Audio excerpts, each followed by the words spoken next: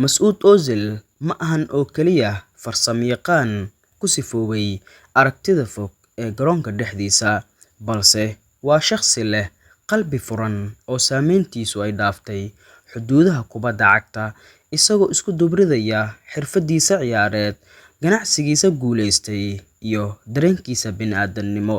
Wuxuu noqday astaan u taagan naxariista iyo garab istaagga dadka tabaalaysan. Waa xiddig magaciisa ku qoray baalaha dahabka ah ee taariikhda, isagoo tusaale nool u ah sida caannimada loogu adeegsan karo isbeddel dhab ah iyo samata bixinta inta dhibaataysan. Haddaba saaxiibayaal, waxaan idinkaga soo diyaariyey 10 qodob ee ugu muhiimsan Mesut Ozil noloshiisa gaarka ah iyo waxyaabaha uu mudnaanta siiyo.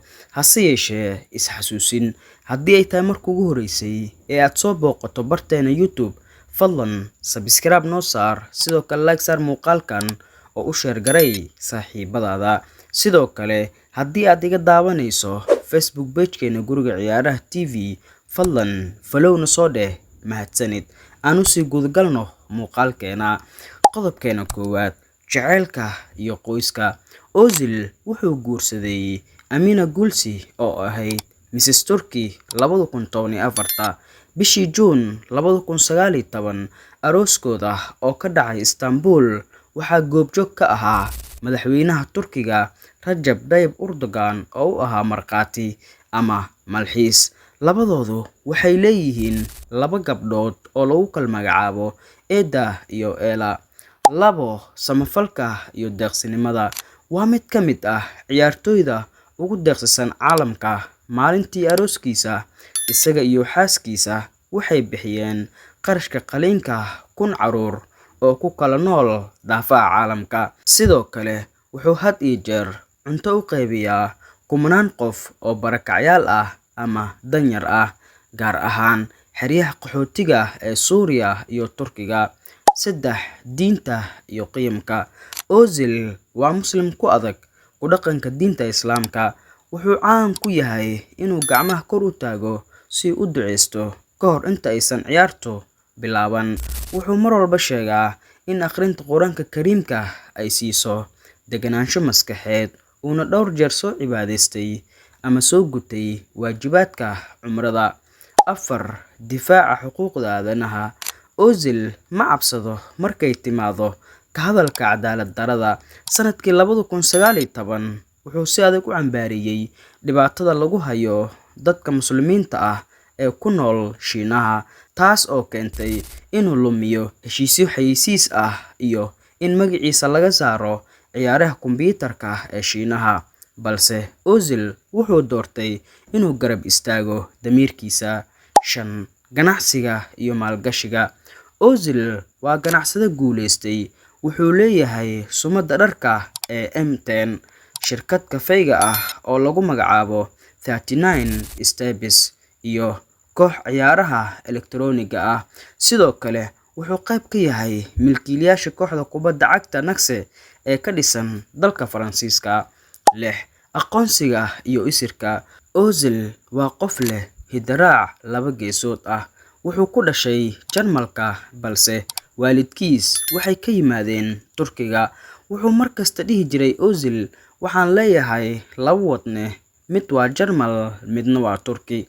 Balse arrintan waxay qayb weyn ka qaadatay go'aankii uu kaga fariistay qaranka Jarmalka kadib markii uu dareemay midabta koor. Saaxiibtinimada dhow. Wuxuu aad ugu dhow yahay dadka caanka ah ee Turkiga iyo kuwa caalamiga ah. Waxaa ka mid ah saaxiibadiisa ugu dhow soo saaraha telefishinka ee Akun Ila Ali. Sidoo kale, wuxuu xiriir dhow la leeyahay ciyaartoydii uu la soo ciyaaray sida Sergio Ramos iyo Cristiano Ronaldo, kuwaas oo mar walba ammaan u fidiya shakhsiyadiisa. Ozil tani markii uu ka fariistay kubadda cagta sanadkii 2023, Ozil wuxuu isbeddel weyn ku sameeyay muuqaalkiisa jirka. Wuxuu waqti badan geliyaa gym-ka, isagoo dhisay murqo aad u waaweyn, taas oo dad badan ka yaabisay maadaama lagu yaqiinay jir dhuuban markii uu ciyaari jiray kubadda cagta. Luqadaha uu ku hadlo. Maadaama uu yahay muwaadin caalami ah. Ozil wuxuu si fiican uga hadlaa dhowr luqadood oo kala ah Jarmal, Turki, Ingiriis iyo Isbaanishka. Tani waxay ka caawisay inay u fududaato la macaamilka taageerayaashiisa iyo ganacsigiisa caalamiga ah. Guryaha iyo nolosha raaxada ah. Ozil wuxuu leeyahay guryo raaxo ah oo ku yaal London, Madrid iyo Istanbul. Gurigiisa Istanbul waa halka uu hadda u doortay inuu saldhig ka dhigto, waana guri aad u weyn oo leh garoomo lagu ciyaaro iyo goobo jimicsi, isagoo muhiimada koowaad siiya inuu waqti tayo leh la qaato qoyskiisa. Haddaba waxaan soo gaarnay gabagabadii iyo gunaanadka sheekada. Mesut Ozil ma ahan oo kaliya halyey kubadda cagta ah, balse waa astaan u taagan naxariista iyo midnimada bini'aadantinimo. Isaga oo adeegsanaya guushiisa ganacsi iyo magaciisa weyn, wuxuu dunida tusay in saameynta dhabta ah ee qofku ku dhex leeyahay bulshada ay tahay inta qalbiyo ee uu farxad geliyo iyo inta nololeed ee uu wax ka bedelo.